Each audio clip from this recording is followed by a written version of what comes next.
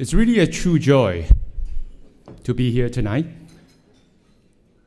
but it's especially a true joy to see so many beautiful people tonight. Wow. You're beautiful because you're all children of God, right? So why don't we just take a few seconds and the person sitting next to you is a gentleman. Tell him that you're very handsome. The person sitting next to you is a lady. Tell them you're beautiful. But if it's your spouse, you have to say it twice.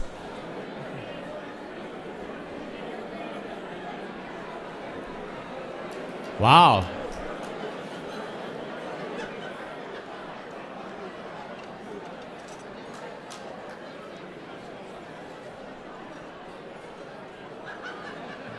You are beautiful, okay? Don't let anybody tell you otherwise. Well, good evening, and thank you for coming and joining us.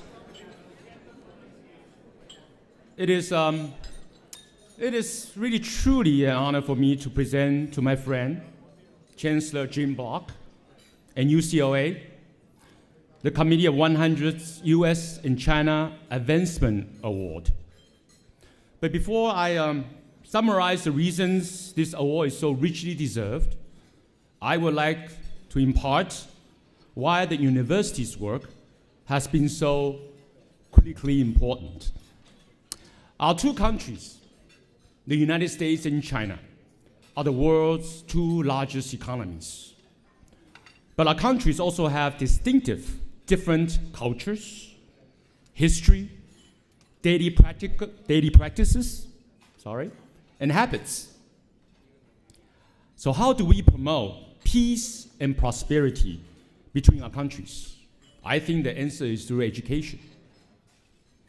A university, whether it be in China, Asia, or America, builds a bridge that creates understanding. It connects our two peoples so we can not only learn from our differences, but also discover and rejoice in our similarities. A university also builds a bridge that connects us to the future. Our children and our children's children are tomorrow's world. When they travel abroad for study to become doctors, public servants, entrepreneurs, or whatever their chosen path, they have a deeper understanding of their contributions to the world, not only to the places where they reside. If our children are to be successful in the world of the future, they need to operate in a world with no boundaries or borders. For that is the world of today, and certainly of the world tomorrow. For more than 70 years, yes, 70 years, UCLA has had the foresight to build the bridges that have broken the barriers of the future generations. For the children of the United States and China to understand each other and to have relationship with each other. Since the early 1930s, UCLA has offered courses in Chinese, culture, society, and history. In fact, weeks before Nixon's China visit, UCLA professor Lucy Chen met the Chinese premier Zhou Enlai to discuss building a bridge between the United States and China. With this, she planted the seed of UCLA's participation in the exchange of higher education and made it the leading pioneer. The first formal agreement between US and China universities after 1949 was signed between UCLA and the Zhongshan University. Since then, UCLA has signed more than 70 agreements with more than 40 universities and institutions in China for students' exchanges and collaborations in training, research, healthcare, scientific conferences, curriculum development, and many other academic and cultural activities. UCLA is unique in that it treats relationship with China not only as a regional program, but as part of a global vision in a comprehensive university. UCLA stands out as a world leader in scientific research on China and with China. UCLA has China training and research program from UCLA Zhejiang University Medical School to urbanization research at UCLA School of Public Affairs. One of the best examples is the Joint Research Institute in Science and Engineering between Peking University and UCLA. The JRI is comprised of 59 faculty from Peking University and 78 from UCLA. This partnership has facilitated collaborative research projects ranging from semiconductor, materials, microelectronics, to climate change and sustainability, to studies of vision cells. UCLA serves as a bridge for China, as well as a catalyst.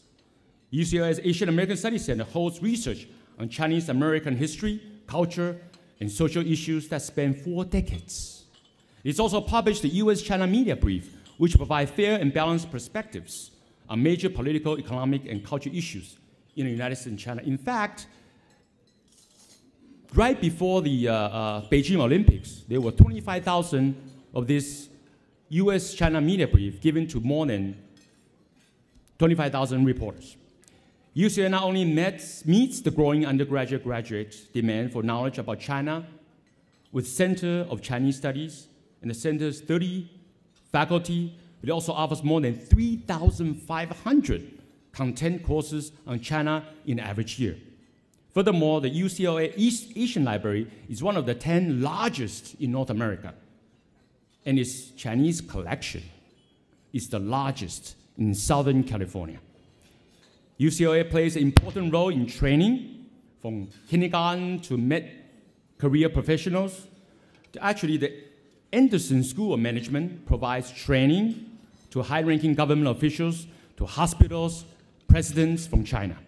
And UCLA's Confucius Institute provides a vital public service to California by offering training programs that prepare California's K-12 teachers, educators to teach Mandarin and Chinese culture. In 2011, UCLA's Confucius Institute was named Confucius Institute of the Year. Last December, Chancellor Jim Block was the only educational leader from North America invited to speak in Beijing at the 6th anniversary conference of the Confucius Institute from around the world. So, for building bridges for understanding and peace, not only across the ocean, but also into the future, I'm very proud to present our US-China Advancement Award to my friend, Chancellor Jim Block. On behalf of UCLA, Chancellor Block.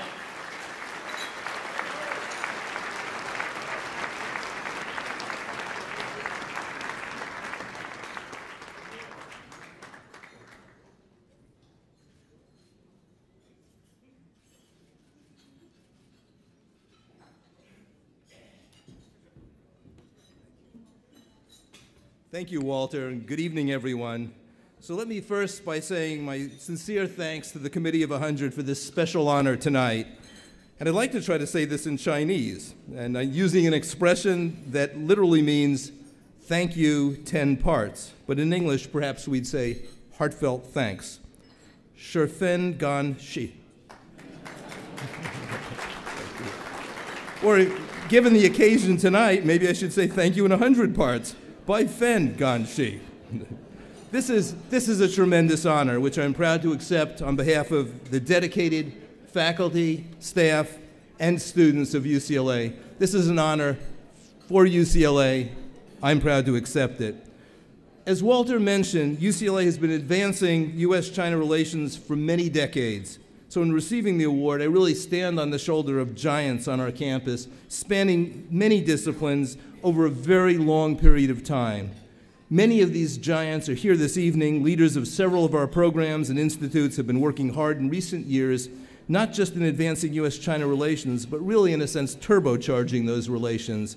The amount of contact we've had, the interactions with China over the last 4 or 5 years, I think has really been spectacular.